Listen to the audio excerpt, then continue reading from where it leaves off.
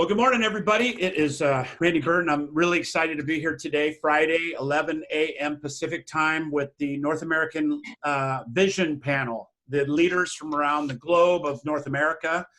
And, I'm just really excited to be here today.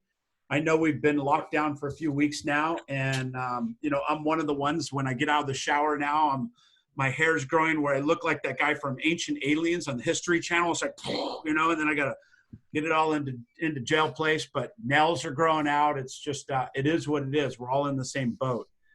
But with that, I'd love to turn it over to the panel today and get some ideas on what's going on in the market in their particular areas. We have the West Coast, East Coast, Canada, Central United States. We've kind of got multiple areas covered. So with that, it's all about you. I'd love to just start at the top, whoever wants to chime in and let us know what's going on with your market in the last week. Kind of listings, sales, pendings, cancellations, whatever's kind of relevant so we can get a snapshot of what's going on around the world. Who'd like to start?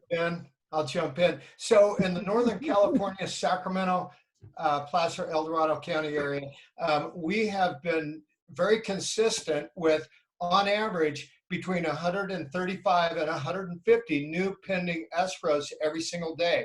Obviously, we're seeing a lot of price reductions, but myself personally, just within the last 2 weeks, it feels like when we did have the shelter under cover for the first week, shelter in place for the first week, we did have a slowdown. But then when it got opened up this last Sunday for California, for realtors to safely work with clients, and we are an essential service. I did notice that it almost felt like there was some pent-up demand from that first week to this last week because we have been busy. However, what I've noticed is, you guys know what it's like what the real estate market is like over Christmas. You really only have buyers that are motivated to buy, right? And you only have sellers that are motivated to sell. So it's like Christmas. So that's our market update, Northern California. Thanks, Tom. Appreciate it. I can jump in for Oregon. Thank you, Laura. Okay, so Lynn County, which is located between Salem and Eugene. I just kind of did the stats two different ways. One was what's happened since March 9th. That was our shelter in place order. Since then, our county has taken 143 pendings. And during that time, we listed 208 properties, or the market in our county listed that in our MLS. And so that was kind of great. And if we look over quarter, we ended our quarter, our numbers are way smaller than your guys' in some of those bigger areas. But last year in our county, the MLS closed 85 transactions, and this year it was 101. And in town rose in prices, and out of town properties had a little bit of a drop in prices. So it's kind of a little market snapshot for Lynn County, Oregon. Awesome. Thank you very much, Laura. Who else would like to share? So I can go next. So in New York City, and I did a year comparison. In terms of sold properties, last March, 3,900 sold properties. This March, 2,250. And the same thing with listed properties. Last year, 1,780, and this March was 734. This March also we had 430 contracts signed. So, we're still basically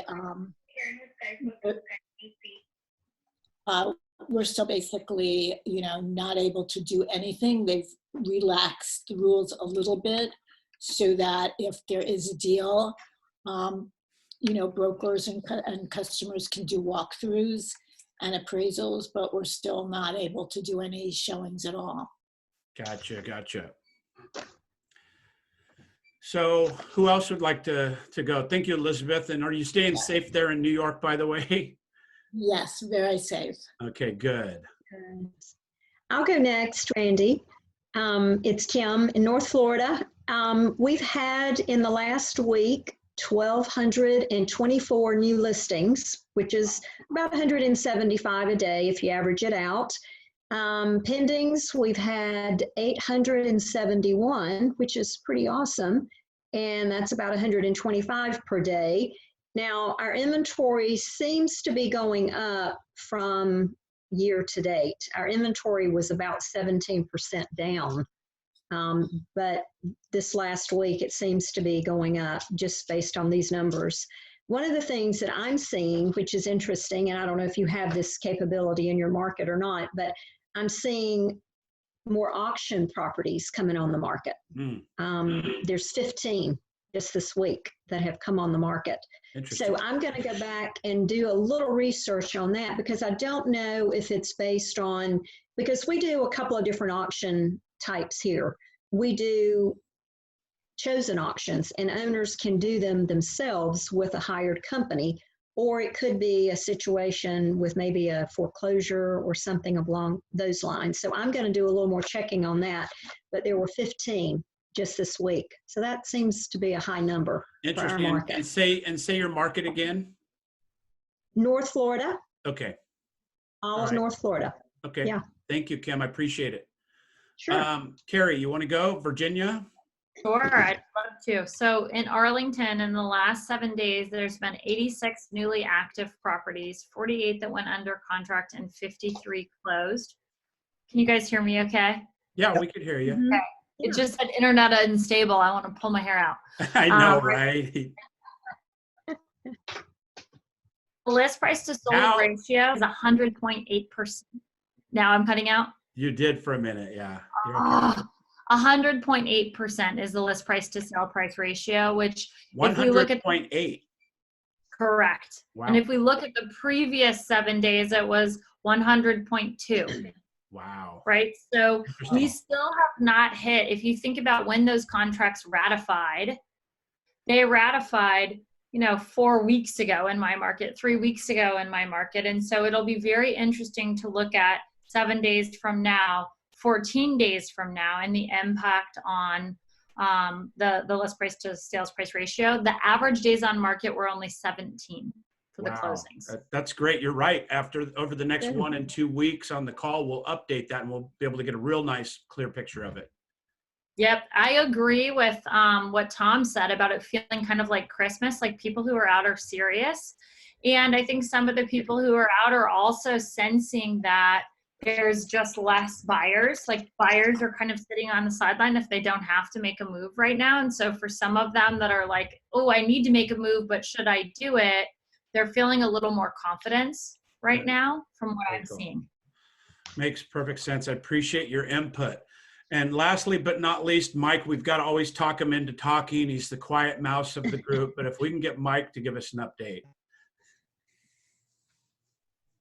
I was looking at another thing. Sorry about that. So we're finally, our closings are normal from the last, whatever, it doesn't even matter. I'm not going to do numbers, but what I do know specifically, we're down about 90% of openings this week.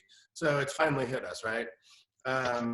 What Elizabeth, or Kim, I think, was it Kim, Florida? Kim, let me scroll down. Yeah, Kim. Yeah, Florida. Yes. Auctions are blowing up everywhere. All my clients across the country, the coaching clients are like, dude, auctions are popping up out of nowhere. And I hate to be the I told you so guy.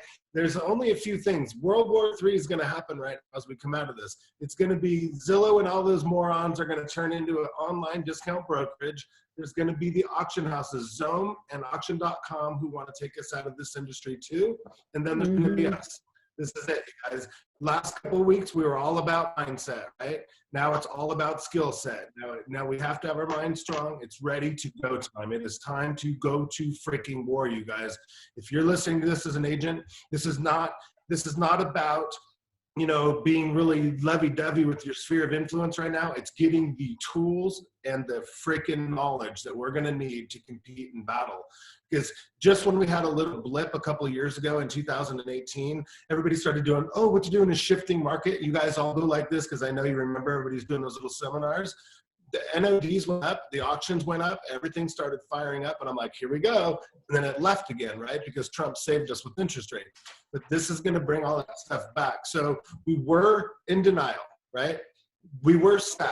We had to get our mindset ready. Now it's time for war, my friends. If you have not been in this business for more than 10 years, get your ass ready to rock. This is the time. Stay close with powerful leaders that have been through devastation before, and make damn sure you're focusing on your MODs, short sales, your loan mods, your BPOs. Get ready for that. And it's okay to be a branded lovey-dovey agent with your team and buying all these leads that are going to be useless pretty soon. Get your skill set super high. That's everything that I'm caring about this week. Next week's theme is going to be how to implement exactly what we're doing. Oh, by the way, take care of yourself financially. Get your PPP loans, get your unemployment, get your EIDLs, get all that stuff in place. Get it for your family. Use every possible way, because you guys are going to need it. So this is going to be a big, big shift we're coming up with. I'm out of denial, I'm out of anger, and now I'm ready to go to war. And if you guys want to last in this market, join me. Okay, I'll shut up. All right. Hey, Mike, you know what? You are amazing. Your energy is, it's really, you can just feel your energy. And I always love listening to you. And you had some great points. I happen to agree with everything you said. My coach, Bill Pipes, this week said, Randy, we are at war. He used the same language. And he said, here's what's going on is the enemy are coming over the hill. Are you going to get in your trench? Are you going to fight? Or are you going to lay down and let them run over the top of you, whatever's going on? So kind of the same analogy going through the Tom Ferry organization. And I just love that piece. So thank you. So now I'd love to transition, and I didn't forget anybody, right? So I want to just transition into, Lincoln, sorry. Yeah. Again, kind of like Mike there, I'm not going to talk a huge amount about numbers. We're still down about 80%. Listings are down astronomical. Remind people where you are.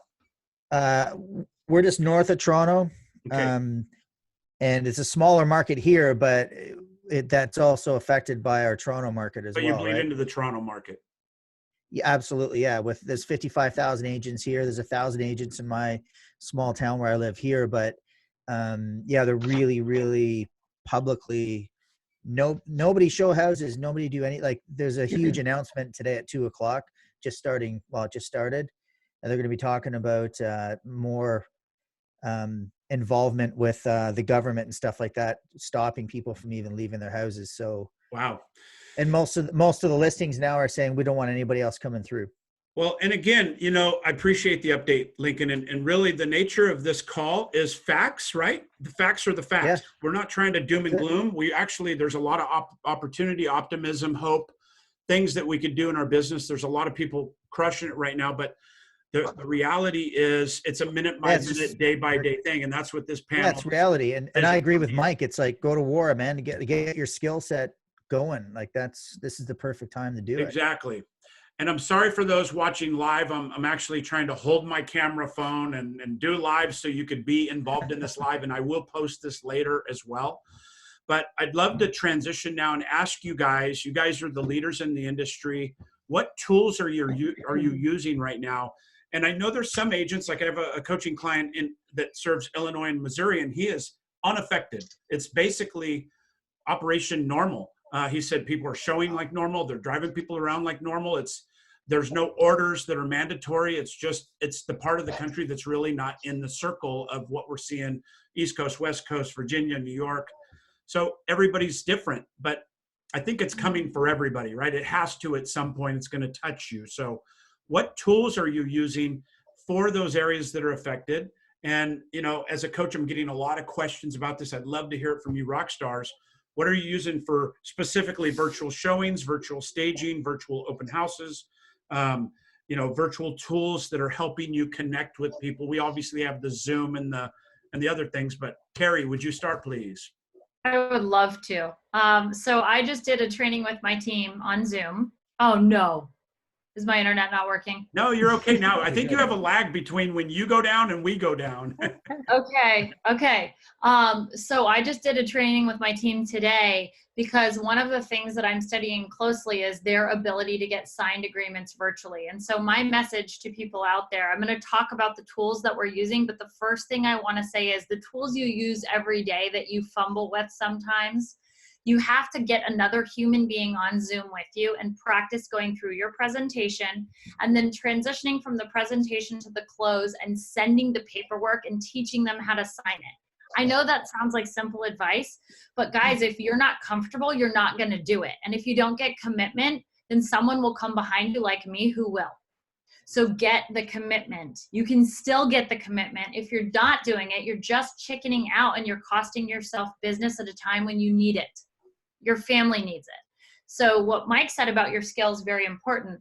In terms of the tools, we've built out virtual funnels. So what we found is that our leads were dropping because we are so open house focused and open house heavy. And so because we weren't having the same traffic and we transitioned from doing open houses to open showing windows where we're actually only doing one showing at a time. We have a very specific protocol for how we're doing it. Our leads were going down. And so now I just developed an entire sign program. Instead of saying open house every day, call for access outside the properties, we're now saying virtual tour available, call for link. And we're intentionally doing it that way because I believe in booking the appointment. And I think if you just text them that, it's not going to work. And so for me, it's all about how do I provide the virtual tools while still getting the leads. And so it's a trade. No one gets to see all of our virtual open houses and tours without registering. And a lot of people are like, oh, Carrie, that doesn't make sense. Yes, it does. Because if you are entrusting me with the sale of your home and I'm not capturing the data of the buyers who are interested, I'm doing a huge disservice to you and I'm not going to be able to move them down the sales path. So I'm very focused on what I've always been focused on, the core. How do you serve direct ads, messages, interest of the client to get their information and then take their hand and lead them through the process to buy? That's it. I love that. Carrie, I know you're very humble, but tell people a little bit about yourself. Brag on yourself for a minute. I'm asking you to brag. Let people know who you are because this advice comes from the top. Share a little bit about it. Sure. So my team did over 650 transactions last year in a market that's very competitive. So we're in the DMV market, Virginia, Maryland, and DC.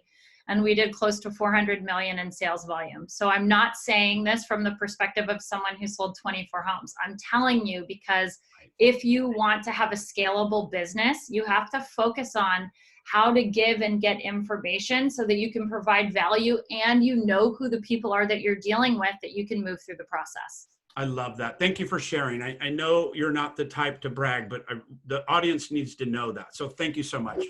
Appreciate love and thank you for sharing. Who else would like to share? What are you doing virtually that you could add value to your people with? I could share a little bit on that too. So with our team, I sent an email out to everyone yesterday and said, set up a time for me, put it on my calendar to Zoom with me to give me your listing presentation or your buyer presentation. And because they just need to practice. I said that it's ASAP, do it right now. Let's get on the line and practice this. And so that is really helping them. Like Carrie said, if they're not comfortable with it, they're not going to offer it to the clients, and then they're going to lose that opportunity. Luckily, we're in a small market here, so we're still able to get business without, we just call chit chat with them. There's like, great, send over DocuSign over the documents, we'll sign. But that is going to end. We're not going to have those fresh, warm leads, and we're going to have to go after those other folks that may be on the fence and talking face to face and getting with those clients. It's so much more warmer if you can do a FaceTime or if you could do a Google Meets or something than just talking over the phone. There's just so much more interaction with that. And they've all been doing the virtual lives. So I love that what Carrie had said about finding something to get value and then getting their contact information. We're blessed enough that the phone still rings. People are still calling, wanting to write offers, still wanting to look at properties and do things. So that's still coming our direction, but that could stop at any moment. I remember 2008, it's like the light switch came off. Right, right. Just one day there was the phone stopped ringing, and that could happen to us anytime. Right. And again, I'm blessed to know you and have visited your operation in Lebanon, Oregon. And again, you're #1 agent in the state of Oregon in units, I believe it is. But again, brag on yourself a little bit. I know you guys are all humble, and it's amazing to see the top agents in the world and country humble, but let people know who you are. You're coming from a place of experience. Well, first I want to say I gave you the wrong stats earlier. I gave that to the town of Lebanon. That was Lebanon stats, not the county stats. Oh, gotcha, So gotcha. I want to say that. But yeah, we help about 500 families a year buy or sell property in our area. And we do it mostly as relational real estate. So it's definitely affected us just because, you know, a lot of our events are face to face and everything's been canceled. I mean, it's been canceled out to like June, July. They're even talking about canceling our Strawberry Festival. So, you know, it's going to be totally different from us, you know, because we don't have that other lever to pull on hard to do different things. So it's going to be definitely, we are pivoting. Well, I know firsthand your relationship with your clients is absolutely incredible, and I've heard just, you know, the endorsements from that. So thanks for sharing, Laura. I really appreciate you, and again, thank you for your contributions. All right, who else would like to go and talk about tech, you know, what they're using virtually technology-wise? I know we've got, again, some rock stars on the call here. I'll briefly just say what I'm doing.